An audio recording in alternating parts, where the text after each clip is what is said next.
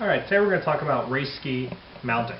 Many of the race skis today do come with a plate pre-mounted, however a number of them still come without a plate mounted on them. Therefore we do have to mount the plate prior to mounting the binding. Mounting of the plate is important to make sure that it is mounted fore and aft the same on both ski.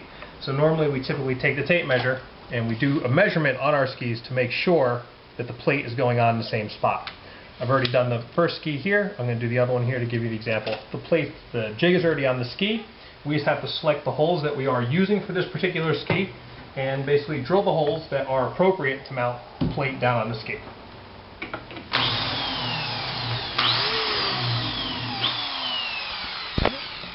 Now that we have all the holes drilled in this, we'll take the jig off the ski. Typically knock all the filings out of the ski to make sure that nothing is left behind. And then we take a tap, and we tap all the holes to make sure that most of these skis have a metal top plate, that the threads are started for us to help us out getting the screws put in place. Alright, now that we have tapped all the holes in the ski, flipped it over, knocked all the filings out, the ski's back over, ready to put glue in all the holes, and then start to install the hardware. So we just put a little dab of glue in each hole. We're not trying to fill the hole. We just want the glue acts as a lubricant for putting the screw in and then seals it in place.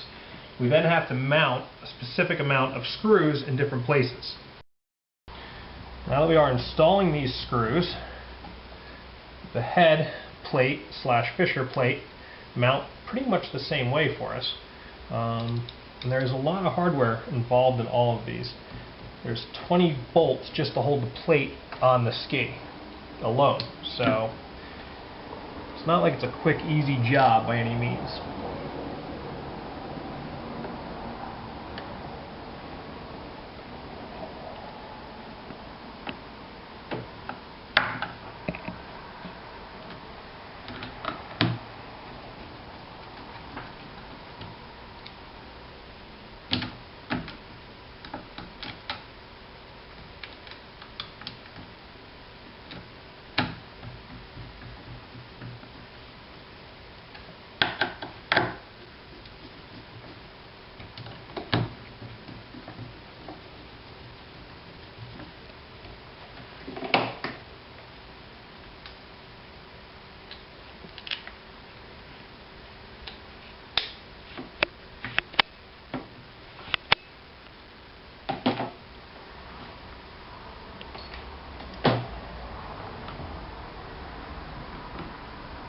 As you can see, many times these little washers want to wiggle around now, so it'll take a little extra finesse to get them in place properly.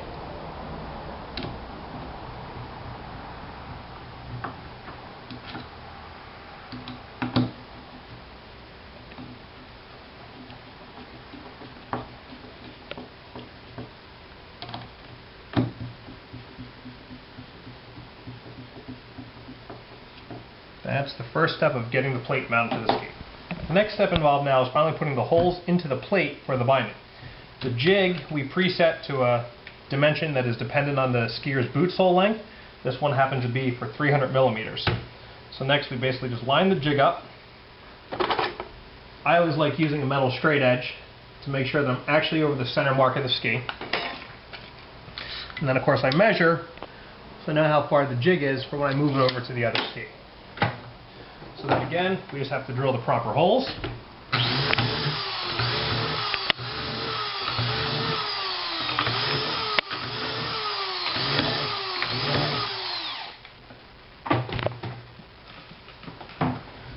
Move the jig over. Measure.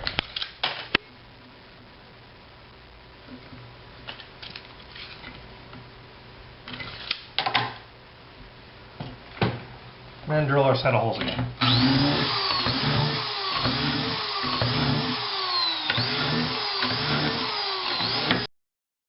Alright, now that we've taken the jig off, knocked the pieces out, we will still tap the plastic. I don't tap it quite as far as I would normal ski. To get ready to put the binding on in the proper spot.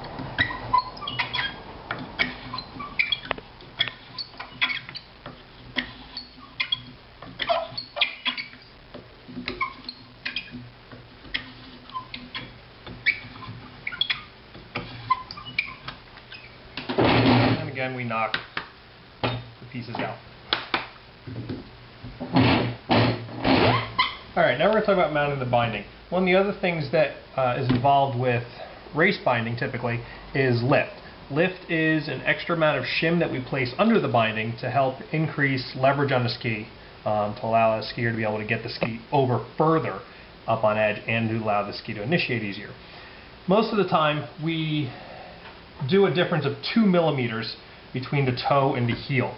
What that does is it changes the ramp angle slightly, allowing you to have the quote gas pedal, as they like to call it, to allow you to apply extra pressure towards the tip of the ski.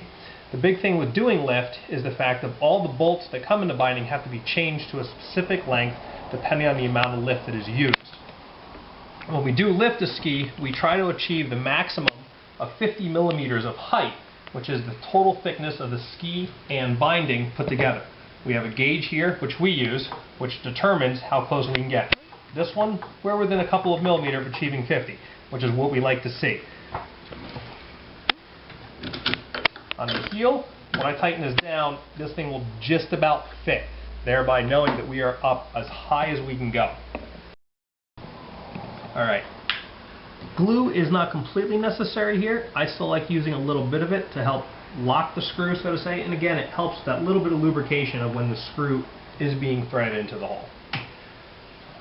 With this particular binding, I have to start with the heel because the toe has to lock onto this connector plate prior to me being able to put the toe screws in.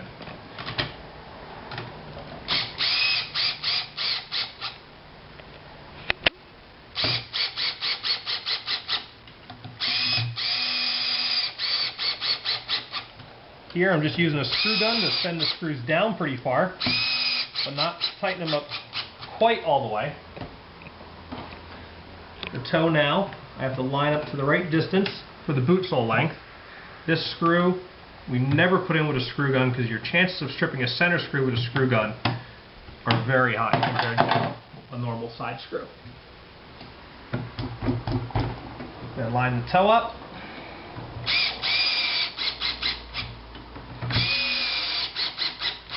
Shoot the toe down.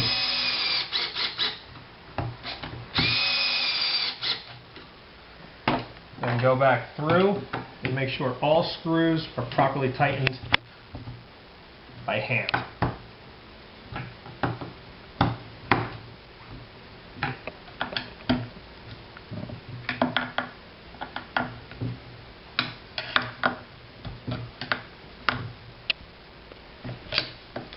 That's the binding installed on the ski. Okay. And here the binding is on the ski. Again, we have our 50 millimeter tool to make sure this is right. As you can see, this just fits on there, proving that we are at the maximum allowable height that you are allowed to have. The toe, we do have some room in still. Okay, now that the binding is fully set on the ski, we know the height is legal. We now take our boot, we put it in the binding. We're going to adjust forward pressure, snapping the boot in. On this particular binding, we're looking for a screw that's flush, like that one is. We will then set the bin to what the racer needs. This particular person is starting out at 10 for the season. And then we go on to testing. Alright, now we have the ski in the testing device. We line it up. There are marks on the back here to make sure that we line the boot and everything up in the proper position so the machine does measure the proper torque. I've already set the panel to the information that's necessary to test the ski and adjusted the height of the arms and length of the arms to again work properly with the particular boot size and din that we are dealing with this skier. So first off, we'll try testing the toe.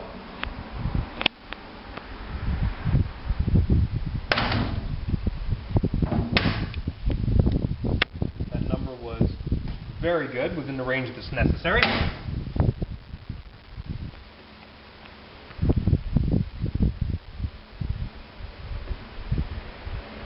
Here we are testing the toe in the other direction. Again, a very accurate release.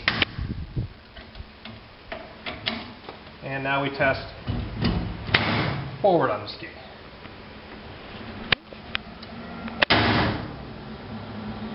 And again, testing well within the ranges necessary to pass.